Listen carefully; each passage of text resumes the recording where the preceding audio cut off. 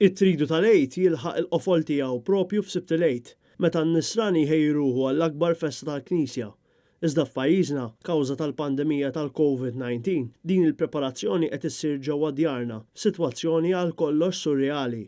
Normalment f'dan il-jum, xorta waħda ma jsirx qudies fil-knejjes, tant li t-tabernaklu jibqa' vojt. Għajr għal funzjoni waħda, meqjusa fost l-isbaħ funzjonijiet liturġiċi tal-Knisja li ġeneralment tibda fit-8 ta' filgħaxija. Għal din is-sena, l-Arċisqof Charles Scicluna se jippresjedi l-liturġija tal-Fġieli tal-Għid mill-kappella tal-Kurja fit-8:30 ta' filgħaxija b'xandira diretta fuq net television. F'ċirkostanzi normali, din il-funzjoni s-soltu ssir fil-konkatedral ta' San Ġwan u tibda bit-tberik tan-nar il-ġdid li minnu jinxtel il-blandun, simbolu ta' Kristu l-Xoxt, u segwi bil-liturġija tal-kelma, tal-Mawudija u tal-Ewkaristija.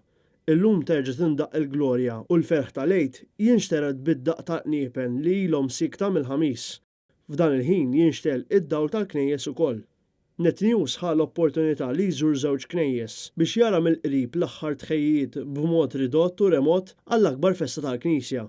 Fil-Knisja Arċipretali ta' San Filef ħażebbuċ sibna 3 volontira biss iħejju l-art tal-Maġġur fejn hawn ħarġu l-istatu ta' Kristu l-Xoxt minn Niċċa. Għall-ewwel darba fl-istorja, il-vari tal-ġimgħa l-kbira kellhom jibqgħu armati fil-korsija tal-Knisja għal żmien lejt minħabba li biex jiġu żarmati l-vari kollha ikun meħtieġ li jinġabru aktar minn 3 persuni. Żorna wkoll il-Knisja żgħira ta' San Bastjan f'Ħall-Qormi illi kienet imħejja bil-lest għall-festi tal-Għid il-Kbir bl-artali armati bil-fjuri, il-fjuretti u l-gantlieri. L-istatwa ta' Kristu l-Xoxt tal din is-sena minħabba li l-purċissjoni tħassret intramat fin-nofs tal-artal Maġġur.